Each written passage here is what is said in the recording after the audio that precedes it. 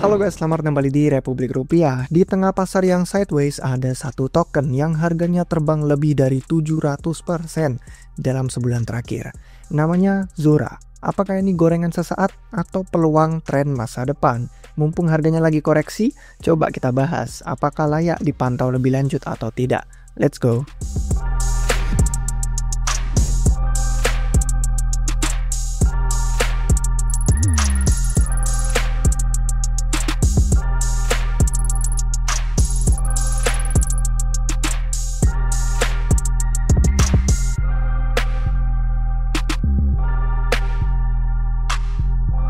Oke, jadi Zora, untuk yang belum tahu, adalah aplikasi media sosial Web3. Aplikasi Zora tuh berubah-ubah seiring waktu. Awalnya platform cetak NFT, terus bikin L2-nya sendiri, meluncurkan L2, rollup di Ethereum, terus sekarang bisa monetisasi token. Kalau misalkan kalian tahu, di bulan April tuh terakhir kali Zora jadi pusat perhatian, itu pas sebelum TGE Zora, sebelum tokennya diluncurkan. Cuman katanya tokennya itu for fun only, cuman buat seneng-seneng. Padahal timnya megang banyak 60%. Akhirnya dikritik berat oleh komunitas kripto di Twitter. Bahkan si ZXBT pun komen. Harga token Zora langsung dump dan itu stagnan, bener-bener harganya sampai bulan lalu bottom dan bangkit. Zora itu terbang lebih dari 700%, mencetak all time high baru dan sekarang lagi koreksi. Saat ini sih produk Zora tampak lebih siap daripada waktu TGE April dan rasanya seperti beranda TikTok gitu dengan pasar yang liquid. Aplikasi selulernya juga naik peringkat di App Store-nya iOS kalau nggak salah udah peringkat 50-an besar. Nah, gimana ceritanya bisa bangkit? Yang pertama itu karena flywheel. Jadi Zora memperbarui produk dan ekonomi tokennya. Mudah dipahami. Anggap kalian bayangkan Pump.fun tapi punya jaringan sosial. Atau kalian anggap Instagram, bayangkan ada tokenisasinya. Jadi setiap kreator itu akan terikat dengan satu koin kreator. Setiap koin kreator itu dipasangkan dengan token Zora. Dampaknya jadi setiap kreator baru meningkatkan demand token Zora. Terus, kreator itu kan bikin konten, posting. Nah, semua konten di medsos itu terikat dengan yang namanya koin konten atau koin post lah istilahnya di sini.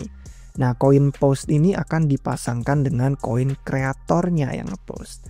Secara nggak langsung kalau beli koin post akan mendorong harga koin kreator juga. Sebagai tambahan ada 1% fee trading dari token ini untuk para kreator.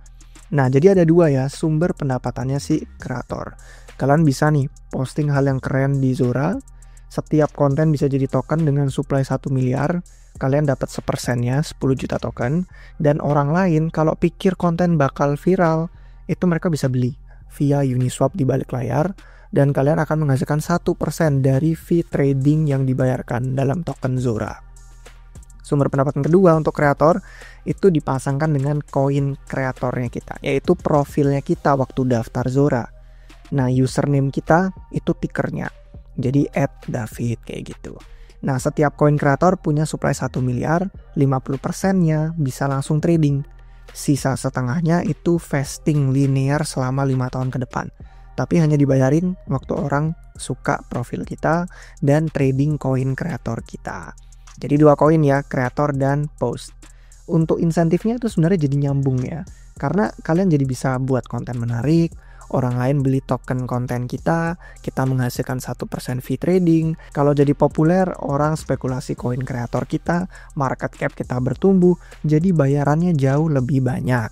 Memang kita bisa untung langsung kalau ngejual token, tapi nggak sustainable jangka panjang.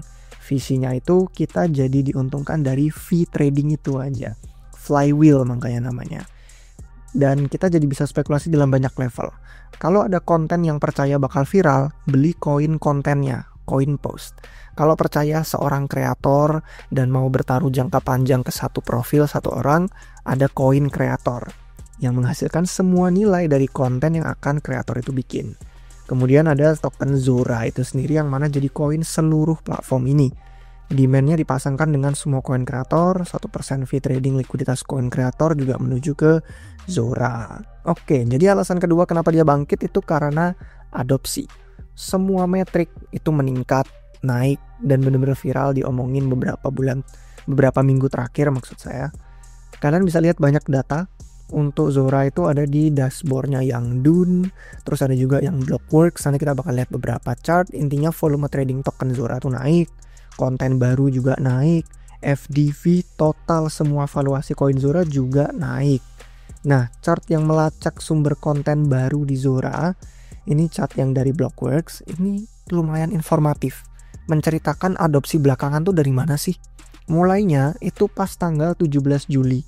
Dan itu lebih dari 44.000 token dibuat kemarin, tanggal 30 Juli. Terus ini jumlahnya kalau misalkan kita ngelihat secara sejarah, yang warna biru itu 15-50% tokennya berasal dari aplikasinya Base. Itu Base app evolusi dari dompet Coinbase yang sebelumnya benar-benar cuma wallet doang, jadi sekarang aplikasi segalanya. Ada keuangan, ada media sosial, ada mini apps, itu semua jadi satu. Memang masih fase beta dan kalian harus join waitlist untuk dapat akses ke Base app. Nah, tapi bagian medsosnya Base app itu didukung sama Farcaster dan sama Zora. Jadi tim Coinbase kayak Jesse itu mempromosikan aplikasi ini. Makanya pemicu menarik user ke Zora, kreator gede masuk, nama-nama besar kayak Gary Vaynerchuk, Balaji itu pada jadi kreator di Zora. Akhirnya banyak orang yang mulai cuan dari chart kreator-kreator gede itu, dan kreator ini sendiri juga menghasilkan banyak uang dari fee trading yang tadi kita bilang.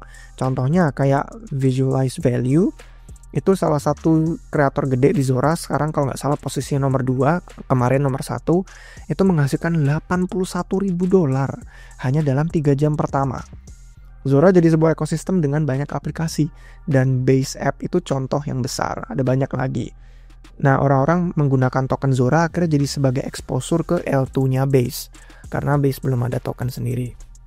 Kebanyakan volume trading Zora sih, kalau kita lihat berasal dari koin kreatornya, turun dari 33 juta ke 2,6 juta sih memang sekarang, tapi ya lumayan menggiurkan untuk kreator konten. Misalnya ya kayak Jacob. Ini koin kreator Jacob Hole, itu nama pendirinya Zora. Saat ini market cap dia $3,4 juta dengan jadwal vesting linear 500 juta token selama 5 tahun ke depan. Itu artinya tiap hari ada 273 ribuan token. Kalau nilainya dengan market cap $3,4 juta, itu tiap hari $1.863. Konversiin jadi rupiah, gila, 30 juta rupiah per hari. Jadi sangat kontras dengan selebriti Instagram yang bertahun-tahun ngumpulin followers harus 50.000, tapi bayarannya cuma $100, $500 untuk sponsor. Itu menurut estimasinya Shopify. Nah, jadi kalau misalkan kita mau trading di ekosistem Zora, posisi paling mudah mungkin beli Zoranya aja. Token yang tidak memusingkan banyak hal. Kalau nggak familiar sama Ethereum atau nggak suka layer 2 base, kalian bisa beli di Hyperliquid juga ada.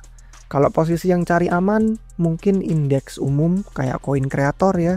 Bisa pilih salah satu, contohnya mungkin kayak si Jacob, itu kan pendirinya si Zora. Ya ini beberapa orang merasa lebih minim risiko. Dan polanya mungkin sama kayak dulu Frentech ada foundernya Racer, itu kan yang harganya paling perform. Nah, posisi yang hebat itu adalah lebih susah, high risk, high reward, itu paling berisiko tapi potensi rewardnya tinggi. Trading kreator tertentu. Entah kalian riset kreator mana yang kalian pikir bagus, atau pilih yang sudah top, atau kalian bikin terminal trading sendiri. Kalian coba nge-snipe kreator-kreator baru dengan cepat.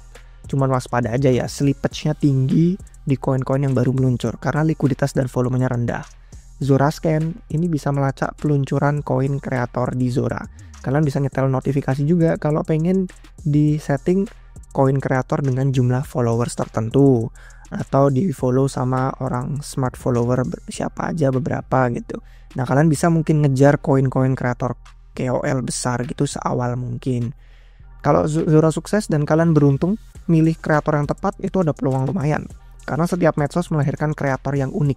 Dan budaya setiap medsos itu berbeda ya. Yang sukses di Vine, nggak sukses di TikTok. Yang sukses di TikTok, nggak sukses di Instagram. Yang sukses di Instagram, nggak sukses di Zora. Jadi kalau kalian jago riset, mungkin kulturnya tuh kayak gimana di internet, sosial media gimana, kalian bisa ngeliat tuh eksperimen dan formula kreatif yang baru mungkin lahir nanti di Zora.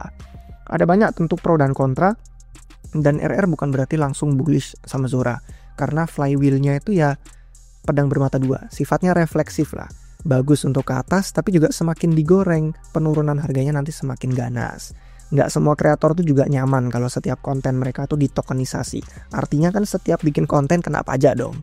Nah, aplikasi ini juga masih belum diadopsi sama komunitas di luar kripto. Itu yang perlu dipantau. Kalau berhasil menarik lebih banyak kreator dari platform mainstream, entah dari TikTok, dari Instagram, atau dari YouTube, itu flywheel Zora bisa lanjut.